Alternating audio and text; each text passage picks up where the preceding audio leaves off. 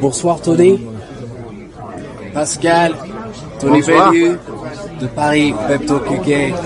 Pep Talk UK. Est-ce que vous pouvez dire Pep Talk UK? Pep Talk UK. Thank you. Merci beaucoup.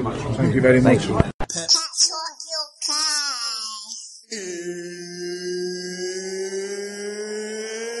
It's time. Everyone's all good game, but it don't really faze me. The man that ain't mad like Max, the boy that not murky like Ace B. And them gal walk the slide on the back bar, lit like a baby.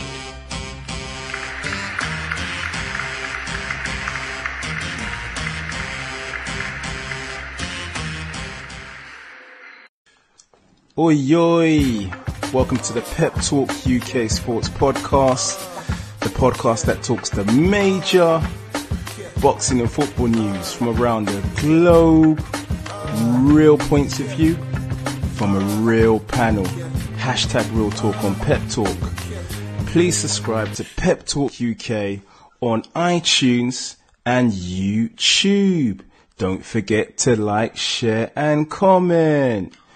Now, I'm your host, Frankie B, and I'm joined by a sick panel. Firstly, I'd like to welcome back from the capital city of France, Paris, but now a resident in the home counties, it's Pascal. How you doing, bruv? I'm very, very well, Frankie B, and yourself, how are you? I'm doing well, mate. We've had quite a few shock announcements this week, mate. More notably, Rio to become a pro boxer. What's that all about? Well, you know, have you seen the way he throws those hooks? I'm a bit concerned about that. He's going to need some polishing. But, you know, in saying that, I respect his decision, and any man that chooses to go into the ring has my full support. So, congratulations, Rio. I just hope that he turns out to be a better fighter than he was a defender. So what was the slogan? From contender to from defender to contender. From defender to contender. Yeah. I mean, I hope that his defense is as good, because he will need it. You know, he strikes me as the kind of man that likes his face. You know, so you know, we'll see whether he can dodge those punches. But you know, credit to him. But you know, Frankie B, my concern is, you know, boxing is a very charming sport because it appeals to, you know, to the macho in many men, but once you get into it, a lot of men realize that they're not the men they thought they were. So we'll see whether Rio Ferdinand, you know, I believe he's from Brixton or Peckham. We'll see whether that street hood is still in him and whether he can handle himself in the ring. I've got no doubt that he can, but you know, football is a team sport. Boxing is a very lonely man sport. So we'll see whether he's got the mental capacity. And you know what, Pascal, you can't get Roy Keane to back you up in the ring, mate. You certainly can't, you know. You can only rely on your twin brothers, which are your left hand and your right hand. So, but look, credit to him. You know, as I said before, it takes a brave man to decide to make that transition. He doesn't have to do that. You know, he's a recently, you know, widowed man with 2 children. So I respect his decision to go into the ring and to vent. And if it's a way for him to grieve and to express himself, please, you know, go for it. Rio, just be careful and realize that it's definitely no, you don't play boxing, you know, it's a very difficult sport. So, but congratulations to him nonetheless. Congratulations. Now, Pascal, we're going to keep it moving. You want to shout out your social media, brother? Yes, certainly. I've been getting a lot of love, especially from my French friends. So please follow me on Instagram, Pascal_Desad at Twitter and Instagram. Merci beaucoup. Yes, make sure you give him some of them French likes on IG. Right, now it's been a long time, but he's back in the building. From the Seven Walls platform, it's our guy, Terry Chappendama. How you doing, Giggz? I'm good, mate. How are you? Mate, I'm doing well, mate. I'm doing well now. You know, we're happy to have you back, mate. How you been? What you been up to? Man, boxing. And even more boxing, yeah. No, it's been busy, you know. You're trying to balance the coaching and all the other stuff that seems to be cropping up as well. So, you know, I'm grateful for the love, the opportunities, and all that sort of stuff. So I can't complain. And you know, we've been listening to some good stuff on the New Age podcast as well. You know that you're on weekly. So we appreciate that, man. You know, a lot of knowledge in there. Man, you know what we're trying to do, man. we try and give our view. I always say this about our podcast. Like, it's real, yeah. It's real. We're not experts. We're just boxing fans who talk about boxing with a little bit of life thrown in as well, and hopefully we entertain. You know, we're not there to, you know, be super knowledgeable and educate the world. We're just there to entertain. And that's what it's about. It's about enjoying yourself and enjoying boxing. Exactly. So Terry, do you want to shout out your social media, brother? At the 7 Wolves, so the number 7, you know, so that's Twitter and Instagram, and then on Facebook as the 7 Wolves Boxing as well. Yeah. And you missed one thing. Ow! Oh man, it's been that long, I forgot. Ow! There you go. There you have it. Just in honor of the Pascal reunion, and you know, Messi of twos. That's it. Some French wine and a baguette. Right. Finally, now I'd like to welcome a man for the first time on the show, a man that is fighting at York Hall this weekend. It's the super middleweight, Paul Greenidge. How you doing, Giggz? I'm good, bro. Are you? I'm all good, mate. I'm all good. You all fight ready for this weekend? All fight ready, mate. Camp's been good and hard. So literally just having a rest up now for the rest of the week, ready for the weekend. Yeah. Feeling all good and strong for it. Yeah. What's training been like overall with Terry Stewart down in Club KO? It's been hell. It's been good, but it's been hell. It's been hard work. You pushes us to our limits. Like, you don't get no rest day. Like, you come in there ill, you're training. Like, everything's just hard work. But you put the work in, you get the results, and you come out of it. So there's no nerves at all for the debut? Nerves in respect to fighting, no. Like, just what I do. So I like doing, I like getting in there, I like fighting. Nerves in the respect of the actual event itself, like making the transition from amateur to pro. Yep. A little bit of nerves. Obviously, you get a crowd there. This is the first time, and like my pals and that have been there to come watch me box, like in a number. So that sort of a nerve. So the actual show itself, but fighting, I'm cool with the fight. I want to get in there. I know what I can do, confident what I can do. So I'm happy with that bit. Just once I get that first fight out of the way, that event sort of nerves will be out and done. So I'll be good. And where are you going to take your career from there? What have you got planned for the latter part of the year and next year? Well, I mean, like, everyone's dream and everything in the box is obviously to be the top. I'm just taking bits step by step, stepping stones. So I want to get this first one out of the way, keep going, keep chipping away at the ladder, and then hopefully, I don't know, in a year's time, look at Southern area and then work my way up from that way, and then just see where Steve, my promoter, Goodwin, can take me, and then just go work my way up and keep doing what I do. And you know, if you get that Southern area strap, you know, the champagne's on you. Always. Cool, Paul. You want to shout out your social media before we get going? Instagram is Paul_Greenidge. And I've got my Facebook is paul.greenidge.75, and my Twitter is @pgreenidge. Yeah, P Greenidge, big up and good luck Saturday. Cheers, thank you, bro. Cracking, let's get it moving. Ladies and gents, for the fight fans locked in, for the football fans locked in, now it's time for some real talk on Pep Talk. Let's go!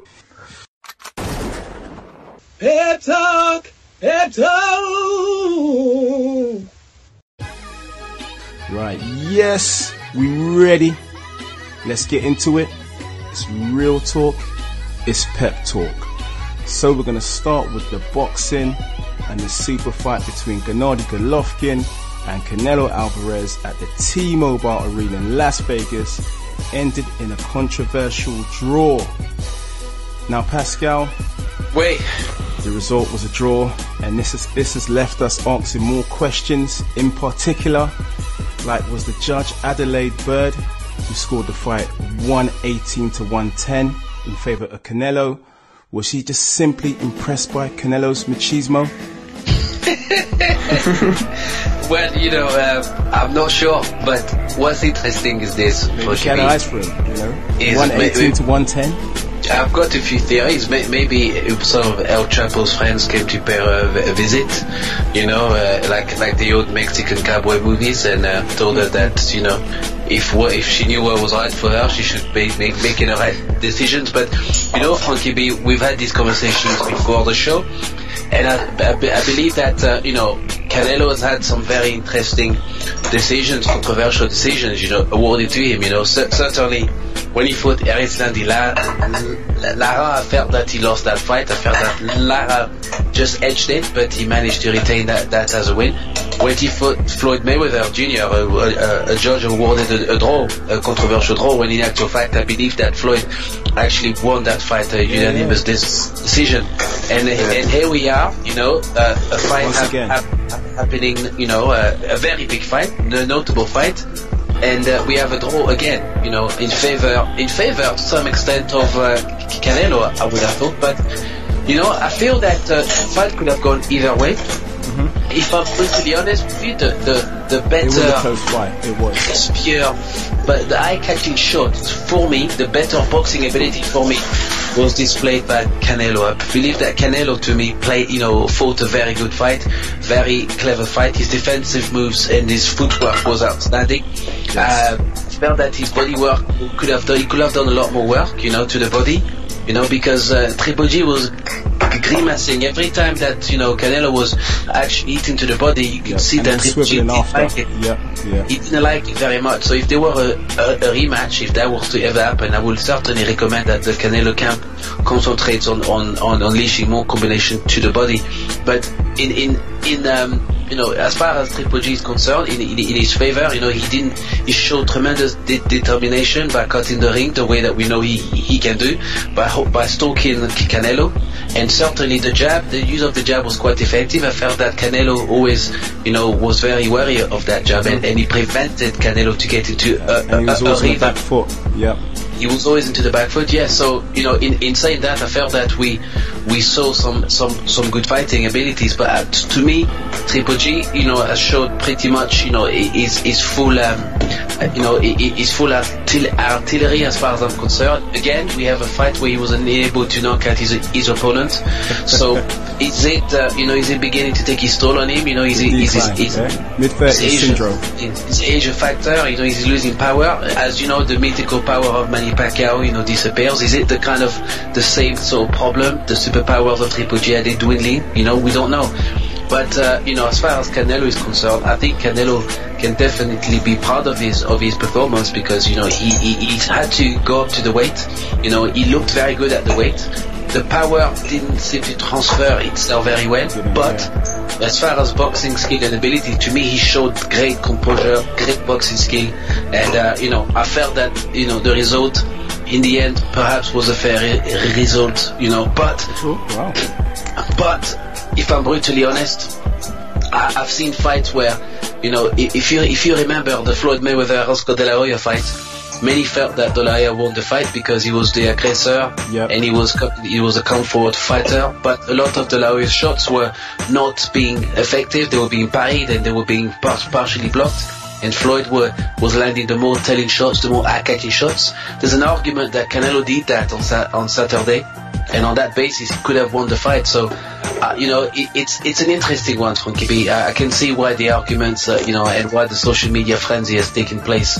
But I don't believe it was a robbery as people felt. I believe that. But it certainly wasn't 118 to 110. That's for sure. Oh no, certainly not. That did 10 rounds won by Canelo, yeah. That was shocking. That's Kinder Price counting, Kinder Surprise counting. That's terrible. Terrible. Now, Terry, can you please reassure us of our sanity? Are we losing our minds here? Did we watch a different fight? So, I think the first thing to say is, just like a boxer, just like Triple G's fans are saying now, a judge can have an off day. And the problem is, because of the impact of that off day is a lot more pronounced than the fighter who can have an off round and you can make it up. But she struggled. If she saw Canelo winning, I'm okay with it. I had it 115, 113 Canelo. Oh wow, you scored it to Canelo, right? I did. I just thought he had an easier time of it than even he would have expected. And he did more to expose Golovkin than Danny Jacobs did. Because Danny Jacobs, you got the feeling Danny Jacobs was looking to steal the fight. And in this fight, you saw Canelo bring the fight. And I respect him for that because none of us saw him doing it. We were worried about him taking the Golovkin power. And he took it. Yeah. He did. Well, what was really interesting was, in boxing, you're always told, don't look away from your opponent. And if you notice, anytime Golovkin went to load up, Canelo would just turn his chin away. So suddenly, his chin was about 10 to 12 inches away from where the punch was going to go. And he was quite happy to catch it on the neck or on the trap or the shoulder. Maybe that was something that was rehearsed, but if it was improvised, then, you know, it shows what a mature fighter Canelo's becoming. I thought the cleaner work was from Canelo. I thought the more intelligent work was from Canelo. And I do believe this myth of pressure it's a very English thing, actually, because in America, that's not really respected. You know, the idea that you're just always coming forward. Because they're like, well... Behind-esque, coming forward all the time. Except Golovkin didn't really have that intensity that Hatton does, where Hatton's like, you're not even going to get 10 seconds to breathe. With Golovkin, it's more of a silent pressure. Like, he's just always there. Look, like a mosquito. Yeah, let's be brutally honest, right? Before that first bell went off, people were like, I'm expecting Golovkin to really hurt Canelo, break him down, tire him. I'll be surprised if Canelo does a 12. That's what people were saying before the bell. When he got hit in that 5th round and he shook his head, everyone who was watching that fight was hitting something, a wall, a table, I don't care, because you suddenly realize Canelo's not going down. And all of a sudden, then it became actually, who's the better boxer in this fight? And in my opinion, it was Canelo. Because I saw when he took he took a big right. Was it in the 9th? Was it the 9th round? And he shook his, and he's like, he took it on the chin like, Golovkin, no! He's like, man, a bad man, see? Again. but this is what I'll say. If someone tells me Golovkin won, I'm not going to tell them they're wrong. If someone tells me it was a draw, I'm not going to tell them they're wrong. Because when you call a fight 7-5 either way, you take one round and flip it, it's a draw. So it's fine margins, but that fight could have really been decided on a couple of punches across 2 different rounds. 118, 110 I thought was disrespectful to the fight, but I'm prepared to say Miss Bird just had a bad day. She had a bad day. Because remember, one thing for the listeners, when you talk about scorecards, you often talk about it having seen the whole fight, so you have an overarching narrative of the fight and how you feel the fight went. And you're trying to fit your sense of how the fight went with the scorecards. The judges don't know how the fight's going to go as they're scoring the fight. So sometimes, like, I've tried to score fights live, and then I've got to round 8, and I'm like, I've got this guy winning, but it doesn't feel that way, if I'm being honest. So sometimes the scorecard and what you feel can sometimes diverge. But then Abel Sanchez, he did say he thought that Adelaide Bird had filled her card out before she got to the fight. If you look at her during each round, she doesn't look like she's filling anything out on the card. Okay, so my question is, what are the odds of someone filling in a card prior and then getting 6 rounds exactly the same as the other 2 judges?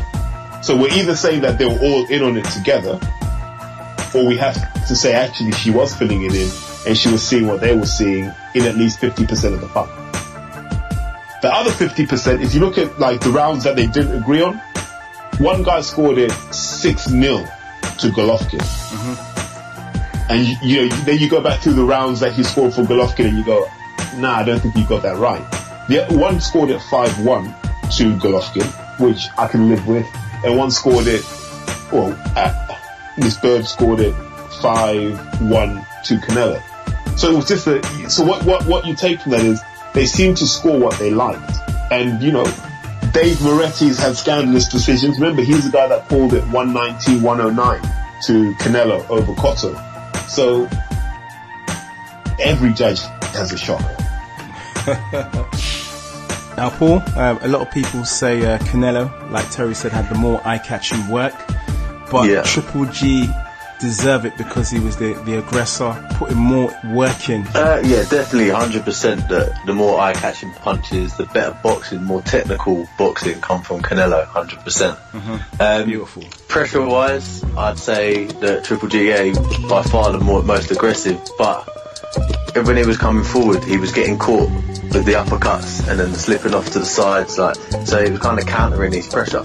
He was coming forward with his head rather than coming forward all the time with the jabs. So he was getting caught with counters rather than all the time just putting the pressure on in 2s and 3s and 4s sort of thing. But at the time, the initial result of the whole fight, I sat there and thought, no, not at all. I thought Triple G done enough to win it. But now I've sat back, I've watched it 2 or 3 times, and I do think a draw was the right decision. It's not far off that. Nah, for sure. But just Miss Bird's scorecard is just ridiculous. It weren't in that sort of a favour. It shouldn't have been a draw in the way that the scorecards were read. But I do think after watching it 2 or 3 times that a draw was probably the fairest decision. Well, conspiracy theories will always say that a rematch was always on the card for Cinco de Mayo in May next year. Yeah, I mean, I've heard a lot of people sitting there saying, I think it's going to be a trilogy and this and this. I think there was, I don't think that it was made that way, but I mean, that's always there in the back of people's minds. Everyone's going to make a conspiracy out of a result that's happened. I mean, anyone can make a story out of a situation. So I think that's kind of just floated around a little bit. Little hearsay there from before, and people are trying to say that's what it was now. But either way, in a rematch, it's going to be a lot more money on the table, that's for sure. Yeah, I mean, a lot more money, and personally, I think in a rematch, I'd say Canelo takes it in the rematch. Yeah, I would agree with that. With that. He's felt his power now, so he knows what Triple G's power is about, and also as well, I think he's worked out that to the body, possibly Triple G's a bit susceptible. Yeah, I mean, look, if you look back at the Kell Brook fight when Triple G fought Kell Brook, now that fight there, if Kell Brook was a natural middleweight or super middleweight, I think, and he was adapted to the power, and then he carried his power up to that weight as well, he basically, I think, set the blueprint on how to beat Triple G. Because he outboxed him until obviously he injured his eye and then he started struggling a little bit. And it was just due to the power, I think, and the injury that stopped him. If that fight went to points, I had Brook winning on points. And that was kind of similar to the way that Jacob started, but then he tried to obviously steal the show sort of thing. And then you had Canelo. He's done the same thing. He's a better boxer and he picked the more eye-catching punches and he would actually be more cute with his punches and all that. So I think there is a way to beat him, and he's also getting older. Yeah, he's getting older, he's getting a little bit slower, he's not as intense as he is, and I think his power's going a little bit less as he's getting older. Like, he's still got power there, but when you got a young, fresh fighter like Canelo, I had doubts on him coming up that weight and actually holding that weight well. Yeah. And I thought he might gas out holding the weight up there, he might be a bit slower, but he wasn't. He held it well, he fought well, he looked natural at it, he looked big at the weight as well. And he took the punches. As soon as he took that shot from Triple G and then he took the power, shook his head at him, it's like, right, I can take your power, so now it's a question of, like, can I outpoint you? Because obviously, you're going to keep coming. Triple G's chin is like granite. It's been tested so many times before.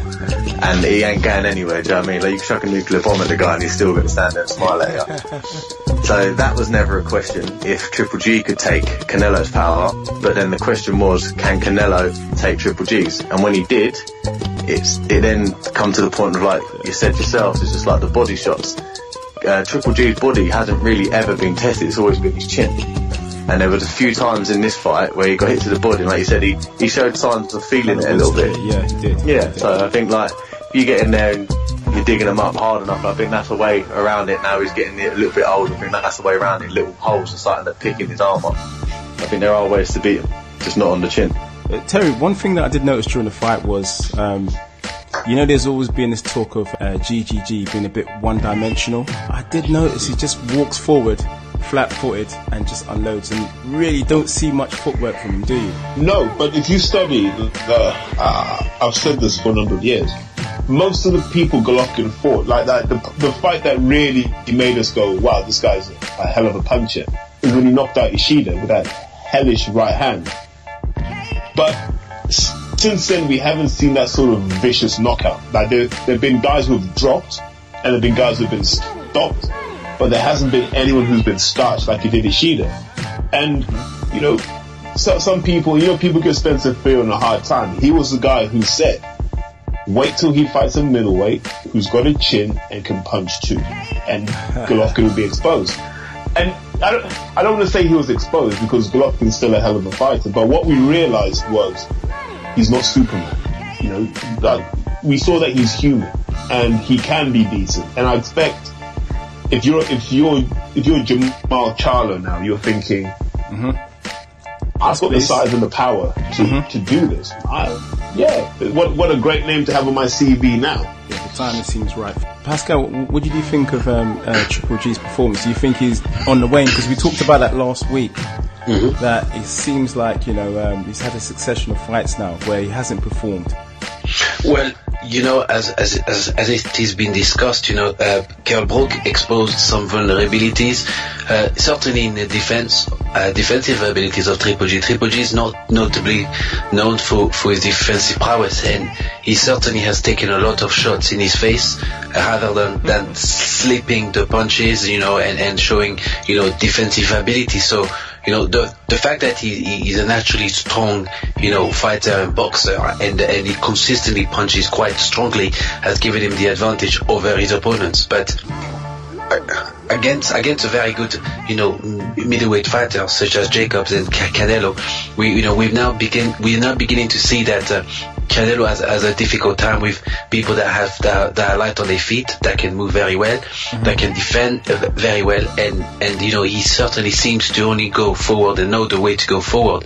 There were instances in a fight where where Triple G allowed Canelo to occupy the center of the ring, but Triple G was stationary. He wasn't moving backwards. He wasn't using any form of lateral movement to invite Canelo to try to pick different angles.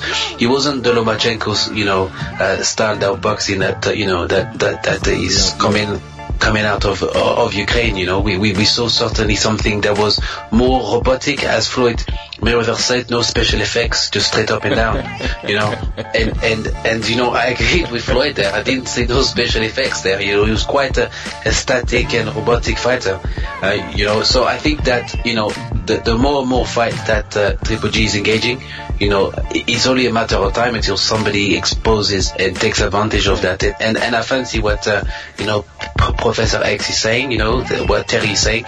There certainly is an opportunity for Jamal Charlo to fancy himself and to say, look, you know, all I have to do is study the blueprint, you know, laid down by Kell Brook, improve on what Daniel Jacobs has done, and certainly, you know, take some pointers from Canelo, and I could be the first person to perhaps maybe score a knockdown, you know, against Triple G. Yeah. So do you think that do you think it's more likely that he'll be outpointed rather than stopped or knocked down? I don't believe that you can knock him out. That's almost the man is a cyborg. I honestly believe he's made half metal, half human. But I believe that his body is very vulnerable, and we saw that with Kovalev. You know, when he fought Andre Ward, you know, he was, you know, Andre Ward cracked him with a superb right, you know, to the face. Don't get Terry started on Andre Ward. Yeah, but he wobbled Kovalev, but he certainly didn't stop him. And I think that the body is certainly where to go. And if I'm correct, I mean, you know, we saw during a fight that Ebo Sanchez, during the training camp, I'm pretty sure that they worked on that, and they assumed that they almost pre-planned that Canelo would be using the body as a tool to slow down the movement of Triple G. And in many instances during the fight, you saw Triple G covering up to the body. But is that because if you ever watch any footage of Golovkin sparring, because they never show him sparring, he has a big body belt on when he spars. So I'm like, are you really learning how to take body shots if you've got all that padding around you? That's true. That's very true. That's very true. And I think certainly, you know, Terry, I saw the way that Triple G's face was grimacing and wincing at the body shots. You know, had I been at the Canelo corner, I would have told Canelo, look, try to unleash more vicious combination punches to the body. And we know that Canelo can do that. Canelo is a very good body puncher, extremely talented body puncher. He'll have the handbrake off next time, that's for sure. He'll go inside next time. Moving on, Terry, Willie Monroe Jr. was extremely disappointing, losing to Billy Joe Saunders. Do you think the occasion got to Willie Monroe Jr.? Wow. I think when the fight was announced, we all thought the same thing. Number one, we thought this fight's going to be an absolute stinker. You got two men that will never commit. So we knew the fight would be a stinker, but the question was, who could be the sneakiest of the two? And, you know, Willie Monroe's got that name, the Mongoose, so we thought maybe he'll come to win. The problem was he didn't come to win. And all the other stuff is a sideshow to the fact that I don't think he believed he could win. And then all the other stuff became the sideshow because he was trying to deflect from the fact that either he wasn't ready or he didn't have the heart. And to be honest, the guy was looking for a way out. Yeah. He was looking for a way out from about round 4. And he just said, you know what, I'm just going to get to the end of this, take my money and go back to the States. And it was disappointing because, you know, we expected more from Willie Monroe. And he's not doing any favors for these Americans that come over. You know, so far, let's be honest, it's only Errol Spence who's really come over and brought something special. Actually, maybe Gervonta Davis as well, but they're very thin on the ground. Paul, how disappointing was Willie Monroe Jr. to you? Yeah, no, he shocked me a little. I mean, I didn't expect massive things from him, but he didn't turn up at all. Like Terry said, I think he turned up, took his paycheck, and he was quite happy to go home. Even like the little trailer bits he had at the beginning, his little VT things, it's all talking about his life and how happy he is, just like how people believed in him when he doesn't believe in himself. I think it all kind of built up a story for him to kind of hide behind. Yeah, and he kind of like, it was like setting himself up to say, yeah, like mentally I wasn't ready for this fight sort of thing. I think he set himself up for that. He kind of pulled the wool over our eyes. He got his little payday and he's gone. Pascal, I think we need to give a bit of credit to Billy Joe Saunders, mate. He was very dominant on the night, that's for sure. Well, he was very dominant. As Terry said, you know, I felt that Willie Monroe was quite tentative. At first, I thought he was my illegal streaming buffering. Oh, sorry, I didn't mean to say that. I thought that he was my Sky channel, buffering. And in fact, you know, Willie Monroe was just standing there static and waiting for Billy Joe to commit himself. And he was doing this time and time again. And, you know, this showed me something, that either Willie Monroe didn't come to fight to win the title, because, you know, when you're preparing for a world title fight and you have millions of people around the world watching you fight, you expect, you know, a certain level of aggression, certain level of pressure. And Willie Monroe felt to me like he wasn't particularly interested or particularly aware of the event, of the occasion. You know, this was an opportunity for him to claim a world championship title, and as a matter of fact, this is one of the very, you know, many attempts he's tried to do that. And yet, I didn't see the desire, or I didn't see the great commitment that, you know, that a lot of boxers apply to win a world title. So I was very disappointed by his performance, you know, particularly, you know, with the build up leading up to it. And to me, perhaps he shows a bit of mental fragility in Willie Monroe. Maybe Willie Monroe didn't believe in himself. He didn't believe in his ability as a boxer, that he could do it, you know. And maybe I think the antics and the mind games that Billy Joe exercised really did wind him up. I believe he did. You know, I believe he wasn't ready for the English, you know, ruggedness and you know, and the bantering. He kept talking to him about quitting against Golovkin, when he quit against Golovkin. And that you know, actually did surface on the night. He did look like he was, you know, looking for a way out. Certainly did, you know, and I was very disappointed by that. And I mean, look, on the other hand, I was also very impressed by Billy Joe, certainly by his physique. You know, he trained very hard for this fight. You know, he took it very seriously. But also, you know, he showed some very good boxing ability there. He was quite quick to the jab. You know, he made it very difficult for Willie Monroe. He made himself a very difficult target, and, you know, he used his footwork very well. And certainly this combination with Dominic Kingle's training camp has been very good for Billy Joe. So I can only commend Billy Joe, because, you know, his previous fight against Akavov was completely rubbish, and I felt that Willie Monroe could potentially win it, but Billy Joe seems to rise to the occasion. So, you know, he deserves the credit. You know, at the least, you know, he can only beat whoever is in front of him, and he's certainly doing that quite consistently now. But were you impressed by his Billy Joe's son's apology at the end of the fight? Well, you know, it was a forced apology. You know, I think they didn't want to pay any legal fees. You know, which was and I tell you what, that's a fight that he would have lost certainly. But you know, I think he did the right thing by William Monroe Jr. I think that you know he did it. The respect in boxing is important between the two opponents. Even if they don't like each other, they should at least respect each other. And Billy Joe also didn't really show that he was a good parent by allowing his son to kick a man in the balls. You know, it's not certain. By any circumstances should a child do that to an adult, even if he's a man that his father is facing in a ring. He deserves that respect. It's a professional setting, not a pub role, you know. Terry, do you agree with Pascal on that point about respect in boxing? I wouldn't say. I don't even know if it's about respect. It's this: if you want to get the money into the sport, I don't care if you don't like each other. You need to do what's best for business. And having your kid up on stage kicking someone in the nuts is bad for business, because all it does is it says to those guys who potentially would dabble in sponsoring boxing, they go, imagine my logo was there. Agreed. Yeah. Good point. Until boxing fixes this problem, you know, I think we're going to struggle, because we've shown time and time again you don't need drama to sell fight. The time you need drama is when we know it's a garbage fight. Like Kell Brook, Errol Spence Jr. Yes, there was tension, but there was no drama. You know, but Joshua. The argument is it gets the casuals to watch, because you know when you see a kid, you know, at a weigh-in kicking the next fighter in the unmentionables, it gets people to watch. You know, and when Chisora threw the table as well, Dillian White, people go on YouTube and watch things like that. Yeah, but these are fights people didn't want to pay for. That's more the issue.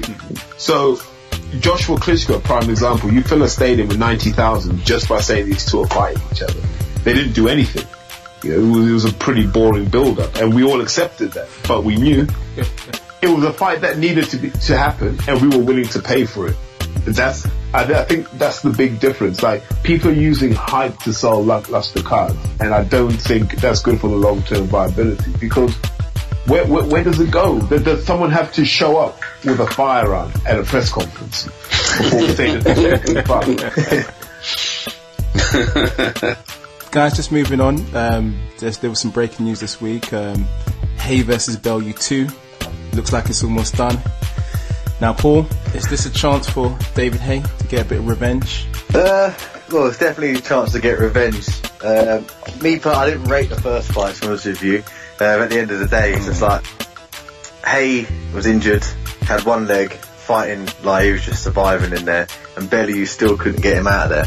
As well as everyone said as well as Bellew had done up until that point, I still think the caliber of fighter that Bellew is, he should have been able to finish the fight with a guy that can't even throw a power shot or defend himself properly. So to have a second fight, it's more of a pride thing, I think, for David Haye to try and have a little fight back, get himself fit, injury free, and get in there and do what I think he used to be able to do, because he used to be a phenomenal boxer, and I think now time's caught up with him, times have changed, and he's still trying to hang on to that bit of self-pride. He used to be Britain's face boxer, like the good looking, athletic body, blah blah blah, etc. And obviously Anthony Joshua's come in and he's overshadowed what he used to be. And I still think he's little bit bitter, whether he wants to admit it or not. I think he's bitter that he's lost that status. So he's trying to catch up with it, but he's kind of doing it in a way that doesn't suit him. Paul, I can tell you really like David Haye. I don't. I'm a bit biased. I grew up with Anthony Joshua. I went to school with him, and I've trained at Finchley with him. So, but yeah, no, I like David Haye. Don't get me wrong, but I think the way he's gone around things at the moment, he never used to be a trash talker, and now he's got little bits about him where he's trash talking, and he's not. It's almost like he's been a little bit forced himself, or he's changed who he is. So, I mean, I'm taking a little bit of a dislike to him, but I still rate him as a fighter and as a person. I just think he's changed. I think he could have held himself a little bit better than he has done recently. But he does the numbers. It's important. He does the numbers. Yeah. Terry, do you think that David Haye's time taking its toll on him now? David Haye is the greatest marketer in British boxing history.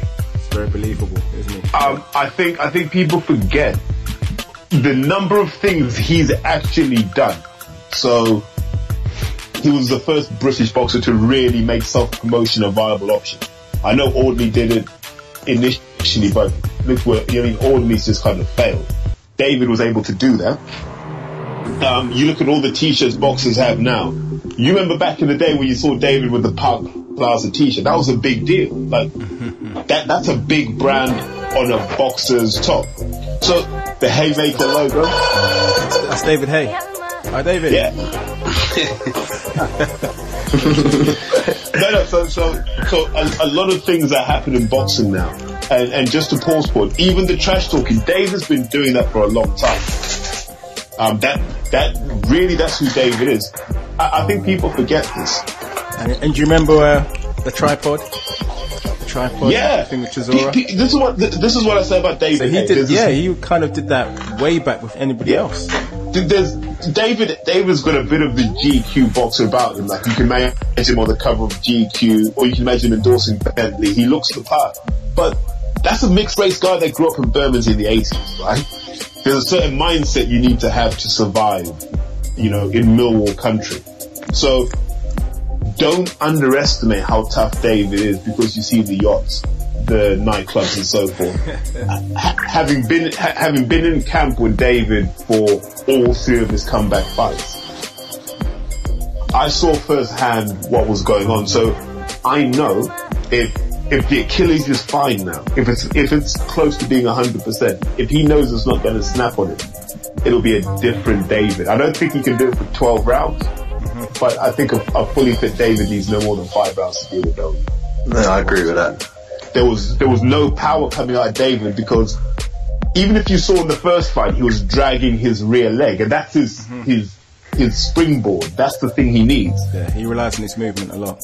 Yeah. Exactly. So, give Tony Bellew his credit, right? He's like I'm trying to think of a way of putting it. He is to Oval Mackenzie what Skoda is to Aldo, if you see what I mean. He's like an upgrade on an Oval Mackenzie. In that, if you're not on top of your game, Bellew will expose you, but he's not elite level. I'm not going to knock Tony Bellew because, look, I respect the guy's career. I just think, we all know, David Hayes, he's levels above, And in response to what was being said at the press conference, I sympathize with David because you have to remember, like, when David was that star in British boxing, guys at Bellew looked up to him. So it's like, well, you've got to respect the OGs, as the hip-hop guys will say. And, he feels that Tony wasn't, and it's a valid point. So I would have put him in this place as well. And Eddie Hearn, where you're like, come on. And like, I knew you when you were nappy sort of thing. So, boxing can do that to people. In some ways it's a great sport, in other ways it's a really horrible sport. And, it doesn't bring out the best in people. But look, good luck to David. All I can say is let's see these two men fully fit going at it. This will be the real fight if they're both fit. Haye is probably the greatest British boxer of his generation. I know Paul went to school with AJ, so he'll understand this. All the things AJ is doing now, you can find David Hayes done, and he's done for bigger brands. I remember him being barely 21 and modeling for Dolce & Gabbana. Yeah, definitely. So let's not forget this guy's a pioneer. And I think the problem we have with David is we compare him today with who he was 10 years ago, and he's not stacking up, which is understandable. We all look back, and I bet any money Eddie Hearn sits and goes, I wish I had a 25-year-old David Hayes. Of course. I mean, when I look at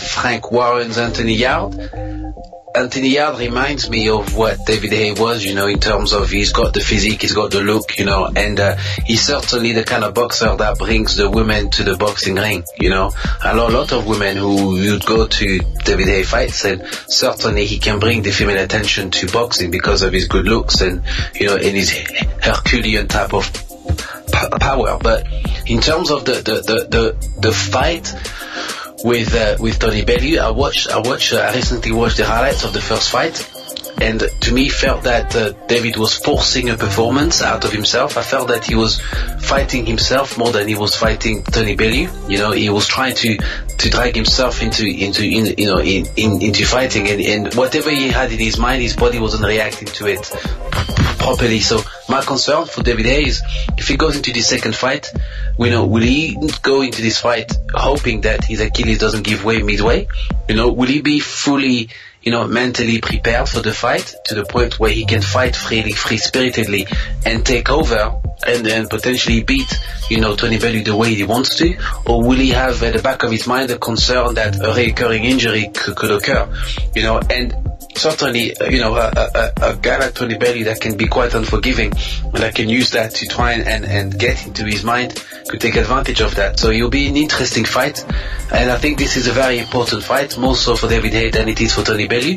Tony Bellew could always return and defend his cruiserweight title, although I think that Usyk is very much the man on the radar that's going to take that away from him, unless he decides to vacate and retire. But it'll be interesting to see how David Haye performs in the rematch, and for David Haye, it's a must-win fight if he still wants to be considered as one of the top heavyweights in the planet. So it's definitely a must-win fight, and it's redemption time for David Haye. I agree. I want to flip it on to Paul. Paul, what was AJ like at school?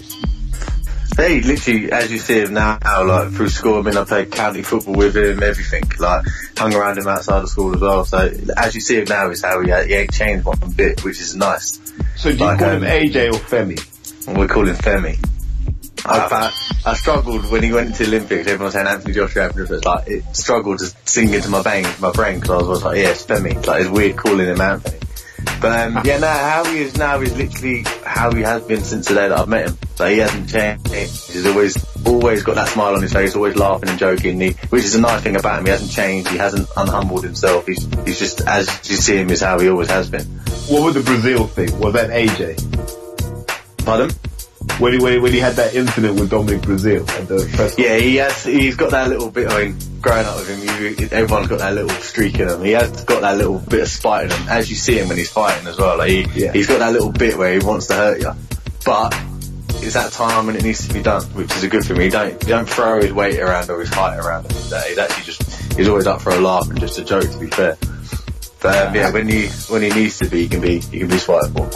How good was he at football?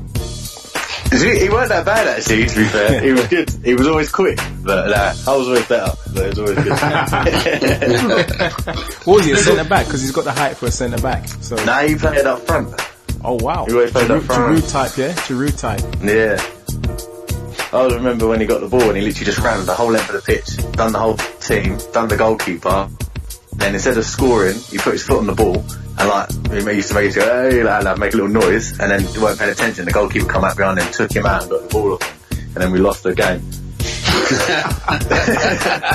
He's always up for a joke and a laugh around. But that's what made him world champion. Yeah, he's just an all-round athlete. Anything he ever done, he was always the best at it. He was like a guy at school that no matter what you did, you could never beat him at it because he's always good. He was that annoying guy in PE. But he's just a true athlete. He's a nice guy. True athlete. He's good at what he does. Is he coming to your debut? I'm not too sure, to be honest with you. Sometimes he appears down York Hall. It's in and around the area. So if he's round that way, then he normally pops his head in. If not, then he wouldn't be there. Because he does it. Because I remember last year he showed up in a Finchley show, just out of nowhere. Yeah. Yeah. He popped down in the Range Rover. Yeah, he's a little random one. He loves a bit of a surprise. He just pops up every now and again. I remember in the amateurs, speaking of boxing and football, what's your view on Rio possibly turning professional?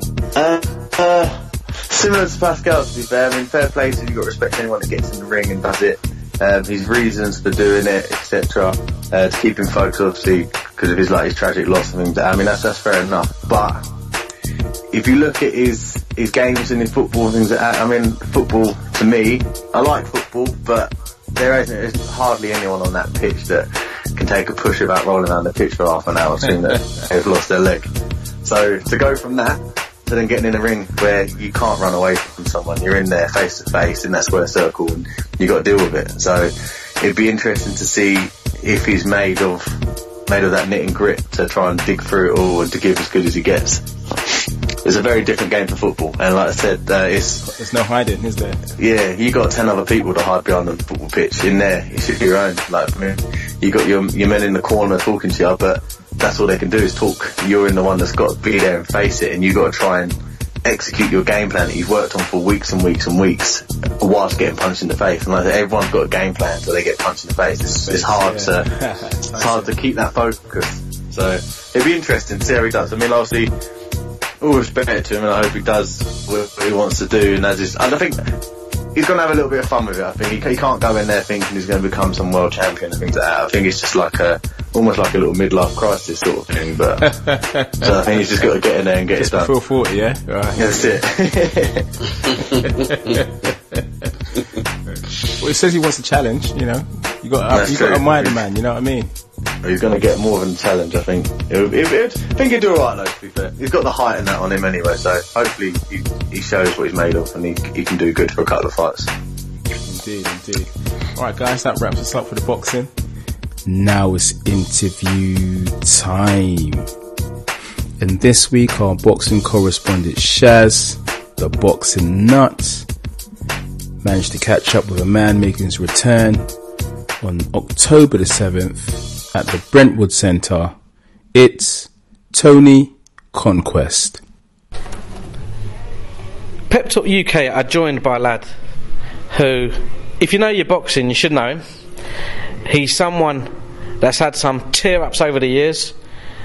He's on another conquest. It's Mr. Tony Conquest. How are you doing? Very well, thanks. How are you? You're back in the boxing gym. Yep. You got a fight coming up. Yep. Tell me all about it. Well, I'm out on the MTK show on the 7th of October at the Brentwood Centre, so I'm just getting myself back in shape with that, working hard in the gym with Peter and Darnell, getting myself in good shape, shedding a bit of fat, just feeling good. You've had a bit of a layoff. Oh yeah. Injuries haven't been too kind to you over the years. How are you feeling? How ready are you for this? I'm very ready, feeling good. I mean, every boxer always says, you know, I feel great this time, I feel terrific this time. There's always niggles, there's always injuries, no matter who you are. When you get in the ring, it's very rare you're 100%, but I actually do feel very good. I've had a good long rest, spent a bit of time away from boxing, and now I'm back. Now, when you talked about fat, I've been fortunate enough, not that I perv in any way whatsoever, and I'm strictly not interested in that kind of thing. Hey D, I'm not interested in that kind of thing, but I was in the change rooms with my man, and he looked in reasonably good shape. That's D. If you know D, he's laughing in the background. Yeah, I'm feeling good. Yeah, I mean, I walked away from boxing. I was doing weights for a long time, and went up to about 18 stone 4, doing powerlifting. Done my level 2 strength conditioning and personal training. Got my coach's license as well, and then recently had a son, and that's sort of given me, it's reinvigorated me really. I just want to achieve a bit more, do a little bit more before it's all over. Now, in terms of achievement, are you treating this as a tune-up fight? What are your plans? Are you looking to get another fight in possibly this year? We're only in September, you're fighting in October. There should be some news soon regarding a further along fight, but at the moment I'm fully concentrated on October the 7th and getting myself in good shape for that. And as regards to warm-up fights, you know, it depends on who the opponent is. They all come, and bruv, not being big-headed, where I've won titles before, even if it's a journey, when they see a target on your back, they think, I could turn this kid over, he's been away for a while, I could turn up and get myself a nice little win here. So I'm on form for the 7th, so I'm concentrating. You're training in Peter Sim's gym? Yeah, with Peter. How are you settling in there? How are you finding it? Yeah, great. I mean, I was here just before I retired. We had one fight together before injuries forced me to retire. But we gel really well. He's not just my trainer, he's a family friend. He was at my wedding, you know, he's part of my family really, Peter. I get on so well with him. So yeah, just settled straight back in. First day really, straight away. I've been around the circuit, I get to meet different people. I've never heard a bad word about you. I have to talk to my wife. I'm not going to go anywhere near your wife. I've seen the way you punch. I am not going anywhere near your wife. Darnell talks to my wife. She's lovely, isn't she? Yeah, Darnell's a big lad as well. I'm not going anywhere near your wife. And do not encourage me to even say hi from a distance. I'm not there. I don't. I've seen the way you bang. I ain't getting involved in that one. Do you know what? He's just asking to beat me up. Hey, was that you phoning? Bang. Harder. God. Yeah, but no, just ticking over now. Just waiting for the October 7th date. Just get myself mentally and physically prepared. Well, everyone that wants to give you a follow, what are your social media handles? Tony Conquest on Twitter, Tony Conquest on Instagram, and Tony Conquest on Facebook. I think there's an underscore on the Insta as well. Tony there underscore Insta. Yeah. Tony underscore Conquest. Yeah, my wife knows better than me. Yeah, but I'm on all of them really. So that's. We've already given a shout out to the wife. Anyone else you want to give a shout out to? Just to all my sponsors, to Ricky Maben at AM Demolition, to Wesley Parnell at West Cars, to my good friend John Gallop at 4G Utilities. Just thanks for getting behind me, and I really appreciate it. And to the Sparta 300 gym in Romford, everyone who's behind me, thank you very much. I really appreciate it. I'm overwhelmed with it, really. Well, I'm going to be following you for the rest of the year, at the very least, and the rest of your career. I think you've got a good year coming up. Thank you very much. Best luck, my brother. Thank you very much. Cheers. Cracking interview, Shaz. Thank you. Now it's football time. We're going to talk the Premier League once again. And we welcome MJ. How you doing, bro? Yeah, not too bad, Frankie B. Not too bad. A little bit, obviously, disappointed. At the moment, my football club is being run by Brendan Klopp, which is your club's new nickname. So, yeah. But no. Just a quick question for you guys. Did you keep the receipt? Absolutely. So, yeah. No returns, my friend. No returns. It's you know what? I definitely want a refund on Chamberlain. But it just shows what goes on in the football club. We actually need a centre half, and we signed is he a midfielder? Is he a winger? Central midfielder. God knows. I'll tell you what, it's only Arsenal players who can play Premiership football for 4 or 5 years, and you don't have a clue what position they play. That's true. Look at Theo Walcott. DRB left winger. No. Southampton players have no position. You know, that's an interesting one, because when you think of Gareth Bale, you know, what position is he? He was a left back, and now he's an attacker, yeah. Yeah, I mean, you kind of got that. But I suppose in a way, it's not bad to be versatile, but after you actually become a senior and you actually play in a position, people should know. We should know at this stage in Theo Walker's career. I mean, my man's almost about to retire. We should know if he's a striker, if he's a winger. Like, what exactly is he? He's just, You know what? It's like Wilkshire. I don't know Wilkshire's position. I'll be honest with you. Is he number 10? Is he midfielder? Does he play on the right? Because Roy Hodgson wanted to play him deep line playmaker, didn't he? Mm-hmm. And then Bellew type, yep. Yeah, so it's just it's confusing. It's definitely confusing. But really excited to discuss the football, especially all the exciting games we've got going on with everyone in the pod. Brilliant. So we're going to move on to a few predictions for the weekend. We'll start with West Ham versus Spurs. Now, MJ, just starting with you again. Exactly. Well, the fact is not a Wembley, and we're actually in the month of September, Virgo season. It was my birthday recently. Shout out to Pasqueezy. I know it was your birthday as well. Merci beaucoup. We all know Harry Kane comes to his form in September, and this is looking one way. West Ham have been a little bit shaky, especially at the Olympic Stadium. I'm going for Tottenham to win 3-1. 3-1. Terry, predictions for West Ham versus Spurs? Oh, come on, man. Like, you don't even want to say that. You don't even want to utter the word Spurs, do you? Listen, I'm just hoping the pitch disappears into a sinkhole. Would be the best result. But no. Let me not be, hard-headed about this, man. That Tottenham team looks scary. Yes, it's solid. From back to front. It looks like a team where you're like, you'd have a few of those players in the Arsenal team, and that upsets me greatly. But credit where credit's due, Pochettino's built a good team in what will probably be his final season, man. So before he goes to Barca, yeah. Or Madrid, like let's not rule that out, man. You know what they're like. Just get rid of anyone. But no, I think Tottenham with a 3 or 4-0 win. I just think they're just running riot against teams at the moment. What about you, Pascal?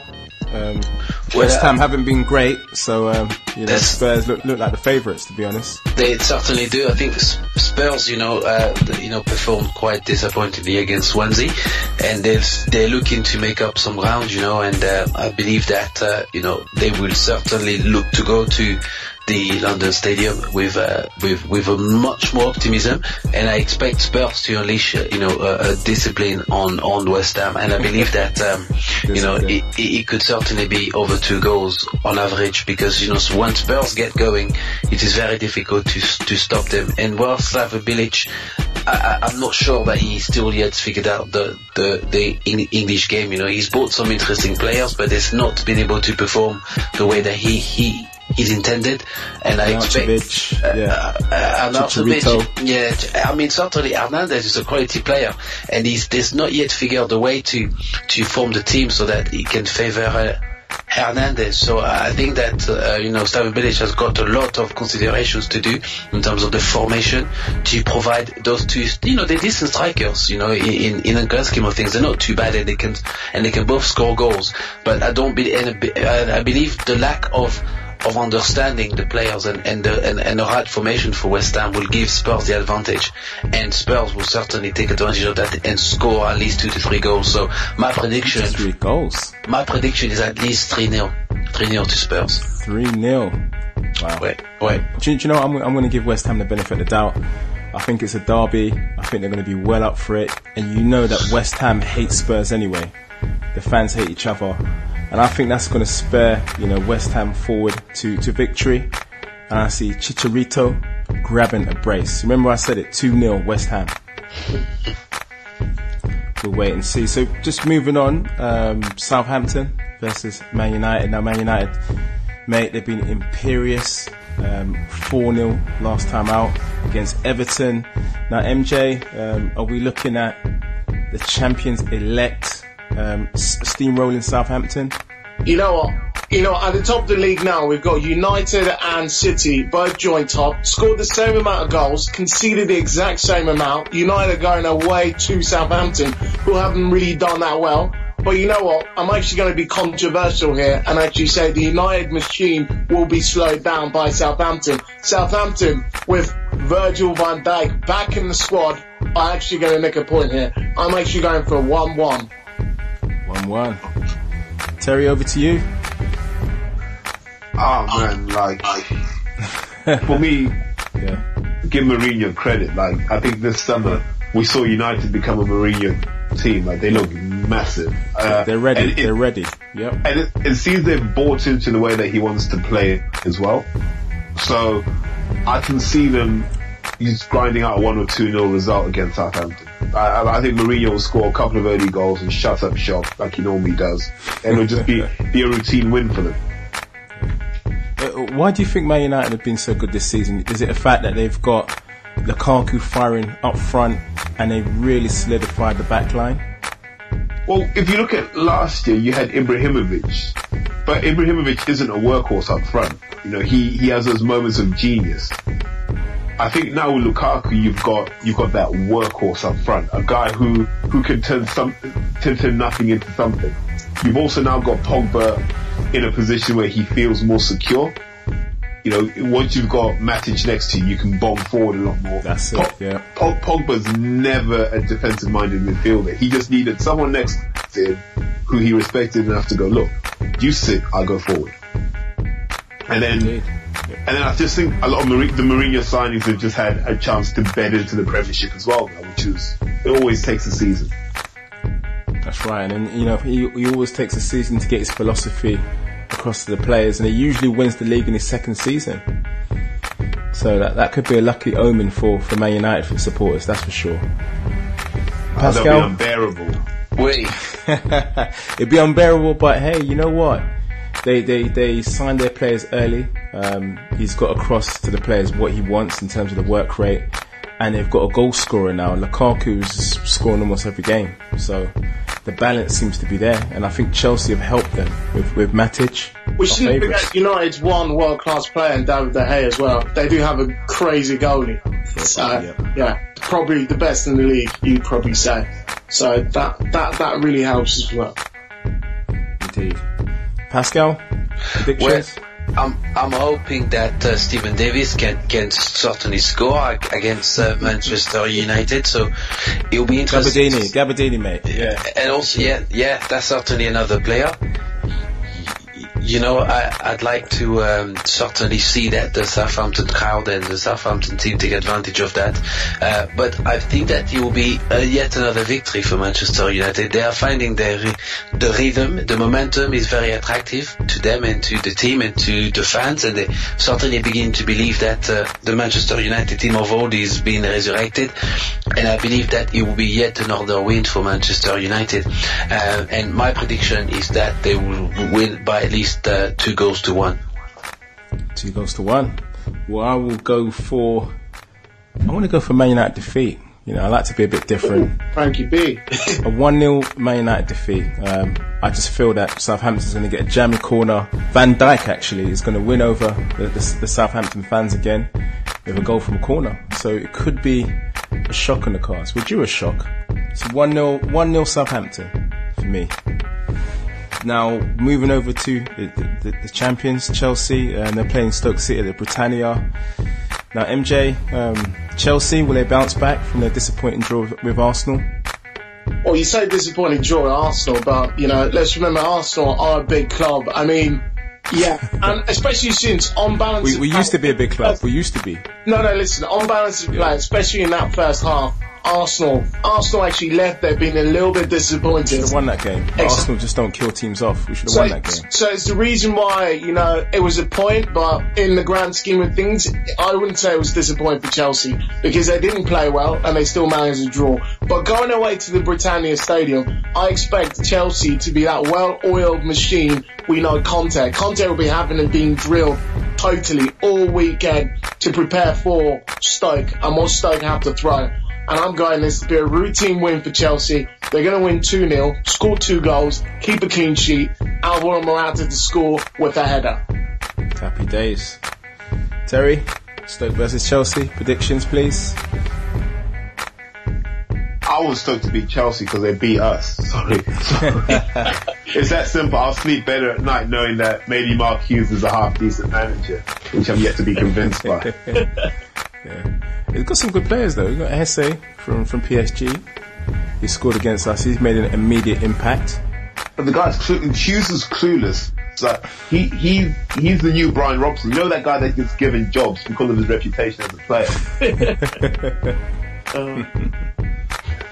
So hopefully a Man United defeat for you. No, Stoke City. A Chelsea defeat, sorry. Oh yeah. A Chelsea defeat will do. United win, obviously. Pascal? Well, you know, Chelsea, to me, they seem to have lost a bit of bite. You know, looking at last week's performance against Arsenal, I think Mark Hughes can take some interesting themes from that. And, Arsenal were actually well prepared. And they were able to soak up the pressure, the first 20 minutes of the game. And if Stoke can do that, can replicate that, and soak up the pressure that Chelsea will probably try to inflict over the first 20 minutes, there's an opportunity for them to get them on the counter, and the same way that they surprised Arsenal when they went there. So I certainly believe that there will be some goals scored, because Stoke are the kind of team that can score goals, and I would expect probably a 2-2 draw. Well, you know what? I think Stoke might get a draw with Chelsea. For some reason, Kante doesn't look the same player this season.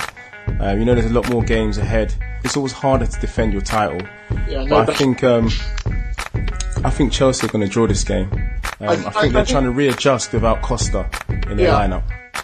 This weekend they're probably going to start with Tamori Bakayoko next to Kante, and I think people are going to realise after this weekend that is probably the most dynamic midfield to both get past and as well as the energy. I think in the first half, Conte played Kante and Fabregas. It wasn't quite there, but playing Bakayoko there with Kante, especially what they're going to do in away games, they're not going to concede many goals and they're going to dominate most midfields.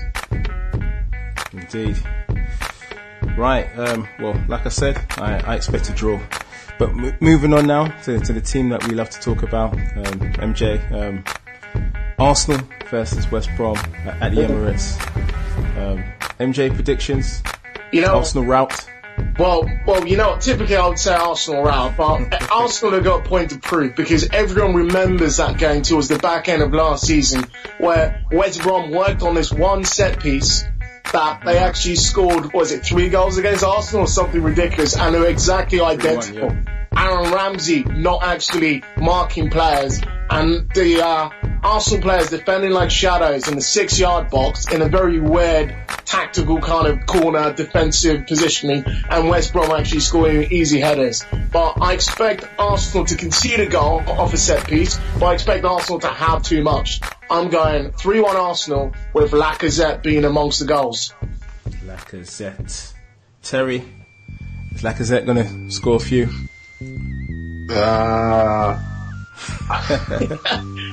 Not convinced. Look, I've written the season off. I wrote the season off in June. I said, this is the season where we don't want to be in any cups. We just want to just sandbag every competition that's on the Premiership. And let's do what Leicester did. Just play fresh once a week and see where we get to. Because we're in a bad way. We are genuinely in a bad way. And West Brom could beat us 3-0. I personally think we'll win 2-1, but it's that sort of game where if Pulis says lump it into the box and we end up with our defenders trying to play beautiful football, we'll get run on completely. So 2-0 Arsenal, 2-1 Arsenal, you said? Yeah, I think so. Brilliant. Pascal, yourself? Well, I think that Kieran Gibbs will be defending like never before, and he will make he'll make it very difficult. That should be awake for us this time. Yeah, I think so. He'll make it very difficult, but nonetheless, I believe that Arsenal will go into the game hoping that they can win. West Brom is always a difficult game, but it all depends on the kind of starting lineup. Danny Welbeck will not be playing, so I expect Sanchez to start. Ozil may well be back. Ramsey may well be playing. And Lacazette certainly needs to rediscover some form, and these are the type of games to score goals and to recuperate a bit of self-esteem. So I think that Arsenal will certainly win that game. But the problem I'm concerned is the set pieces, and if West Brom, didn't drink for West Brom. Yes, that's the problem. Last season the set pieces caused Arsenal a lot of problems, and if we've managed to contain West Brom during the set pieces, then perhaps there's an opportunity for Arsenal to win the game. But I will be a bit more ambitious. With Arsenal, we've not scored enough goals since the Leicester game, so I'd like to see a 3-goal frenzy being scored. So I will go for 3-1 West Brom. The West Brom to score first, and Arsenal to win the game from behind. Yes. Pascal, the Pigeons are going to be safe with Welbeck not playing up front. He's not too bad. I respect his industriousness. He's a very industrious player, and during the 3 weeks, I think Arsenal will miss him because he does work very hard. The Pigeons on the roof won't miss him though, that's for sure. Frankly, it's not just the Pigeons, some of the aeroplanes as well. In Heathrow, they can't let the aeroplanes fly. Because some of these shots could definitely pull down some of the planes, they get that high. But having said that, respect where respect's due. His finishing over the last few before his injury has been really brilliant. Slightly, yeah. Really. Slightly.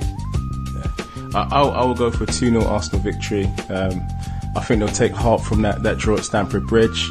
I think confidence is up, and I think they'll do the business against West Brom, that's for sure. So finally, we turn to your team, MJ, Leicester versus Liverpool. Predictions, please. Well, you know what? Brendan Rodgers is looking pretty bad. I said Brendan Klopp, because this is actually the week that Jurgen Klopp's record has been put up against the greats of the Premier League. And by the greats, I mean Brendan Rodgers has got a better record than Klopp for the minute. And also David Moyes, after last weekend, David Moyes actually has a better record than Jurgen Klopp over the last few games. But having said that, all kind of jokes aside, I expect Liverpool to bounce back probably a little bit biased. It's going to be a difficult game because we haven't done well against Leicester in the last 4 games. But for Liverpool to take 2 L's in 1 week against Leicester, I just don't see that happening. And for that reason alone, I'm going to go for Liverpool to win 2-1. 2-1. Terry, over to you. Predictions? I'd like to see Leicester win. Come on, Terry. At least say it behind my back.